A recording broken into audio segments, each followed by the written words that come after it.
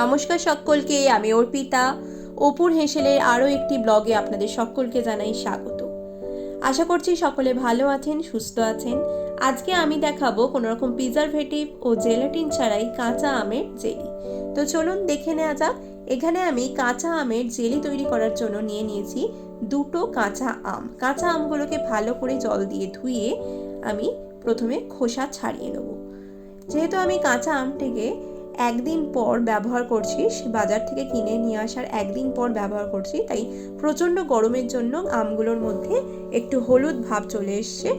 এক্ষেত্রে যদিও স্বাদের কোনো পরিবর্তন হয়নি, তো আপনারা চেষ্টা করবেন কাঁচা আমই ব্যবহার করা।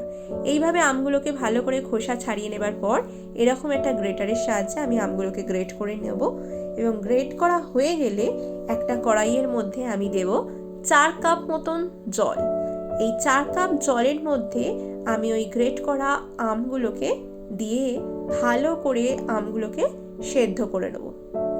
দেখুন, এই গ্রেট করা আমগুলোকে আমি দিয়ে দিচ্ছি জলের মধ্যে।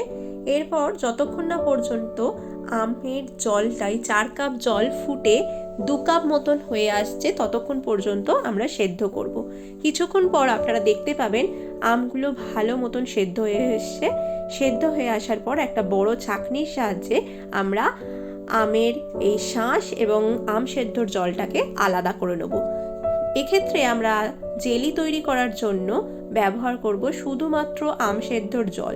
আমের শাঁসটাকে এক্ষেত্রে আমরা ব্যবহার করব না, যেহেতু বাজারের মতন আমরা জেলির টেক্সচার পেতে চাইছি, সেই জন্য সেই বাজারের জেলির স্বচ্ছতা পাওয়ার জন্য শুধুমাত্র ব্যবহার করব আম সেদ্ধর জলটাকে। এখানে আমি 2 কাপ এবং তার থেকে একটু বেশি মতন জল পেয়েছি, সেই সম অনুপাতে আমি দিয়ে দেবো চিনি। এখানে যেহেতু 2 কাপ আমি আম সেদ্ধর জল নিয়েছি, তাই দিলাম 2 কাপ চিনি।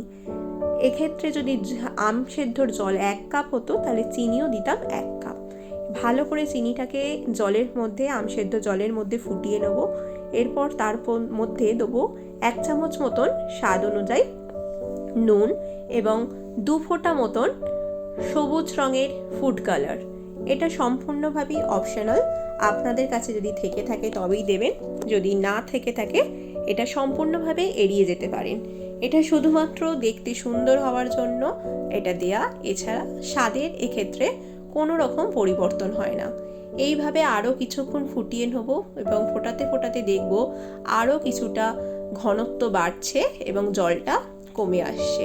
ঠিক এই সময় আমরা জলের এই জেলিটার মধ্যে দিয়ে দেবো 2 ফোঁটা মতন ম্যাঙ্গো এসেন্স। ম্যাঙ্গো এসেন্স দিয়ে আরও 1 মিনিট মতন আমরা ফুটিয়ে নেব। এরপর জেলিটাকে আমি কাঁচের বাটিতে ঢেলে নেব।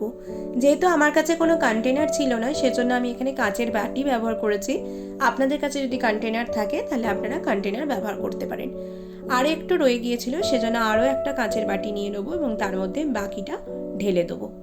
এরপর এই 3টে বাটিকে প্রথমে আগে আমি ভালো করে ঠান্ডায়, নর্মাল টেম্পারেচারে ভালো করে ঠান্ডা করে নেব। ঠান্ডা করে নেবার পরই সেট হওয়ার জন্য 6 থেকে 7 ঘন্টা ফ্রিজে রেখে দেবো। এরপর দেখুন, আমি ফ্রিজ থেকে বের করে নিয়েছি এবং একটা চামচের সাহায্যে কেটে দেখাচ্ছি।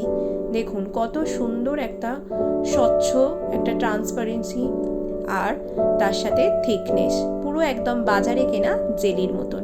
একটা পাউরুটির মধ্যে লাগিয়ে দেখাচ্ছি, দেখুন কি সুন্দর দেখতে লাগছে, যেন একদম ঠিক বাজারে কেনা জেলির মতন।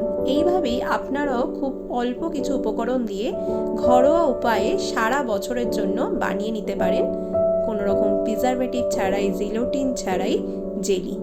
আজকের রেসিপিটা যদি আপনাদের ভালো লেগে থাকে, please like, comment, share and subscribe my channel. Thank you.